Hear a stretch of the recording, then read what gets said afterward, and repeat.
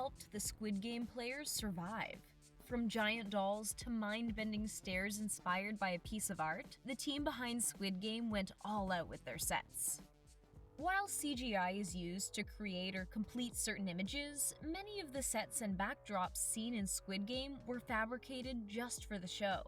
This is extra impressive because some of the real sets look like they could be created by computers with just how mesmerizing and exciting they look, especially when the backdrops appear to be outdoor locations. Tug of War might seem like a simple enough game to film, but the team behind the Netflix hit opted to build a large space and the raised platforms used in the game from scratch. The space created managed to be the perfect base for the actors to perform on, and to add CGI effects afterwards to make the space seem as daunting as it feels for the actors. Every inch had to be precisely built to ensure the safety of the performers while doing such physical work.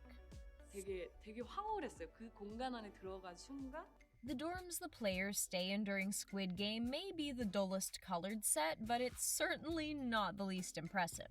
The gray walls and metal bunk beds aren't so inviting or comforting, but they definitely set the scene and make an impact. The size of the space was so vast that for the performers, it could feel like they were in a coliseum. The dorm space is where so much happens. A major fight, learning the truth of the game, watching the money add up, and the prison-like aesthetic provided the ideal backdrop for these pivotal moments. If you do not wish to participate, then please let us know at this time. Not a single detail was overlooked when the art department and creative team worked to bring all the spaces we see in Squid Game to the screen. One very small but meaningful detail, one that even could have helped the players out a bit, was hiding in plain sight on the walls. 사실 기대와 상상을 한 것 이상으로 충격적인 비주얼들이 펼쳐지더라고요. We don't see them in the first part of the series, but as players lose and there isn't a need for so many beds, we slowly see the images revealed. All the illustrations on the walls depict each of the games played throughout the series. The fact that the bunk beds were in tall stacks was no coincidence either. The art director thought them up to convey themes of abandonment and carrying emotional baggage. They were actually made out of the same material as tunnels. The colorful and unsettling sets of staircases we see in Squid Game were actually inspired by a famous piece of art called Relativity. The original image came from the mind of a Dutch artist named MC Escher. The Squid Game creative team felt the mind-bending picture would be the perfect addition to the series, and they weren't wrong. The original photo includes 7 stairways arranged in a world where gravity is different, and considering Squid Game really turns every player's life upside down whether they want it to or not, the homage paid to this classic piece of art makes a lot of sense and just adds to the genius of the show. Whoa, this place is gigantic.